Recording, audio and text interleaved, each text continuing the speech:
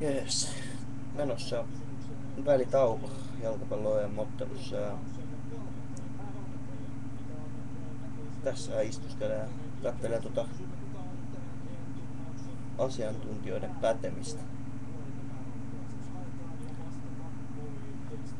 Tapio Suomeen, vanha hintti, niin kuin tapaa olla tuolla heittelemässä paskaa kommenttiansa.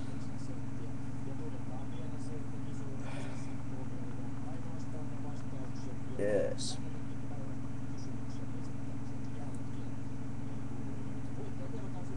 Yle TV 2 ja 1 näitä tulee lähettää aina heinäkuun ekaan päivän saakka.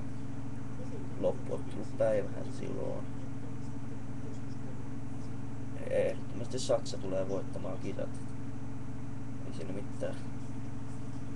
Mutta jees. Välitauko kun menossa, niin meikä lähtee tupakille. Palaillaan näissä tunnelmissa.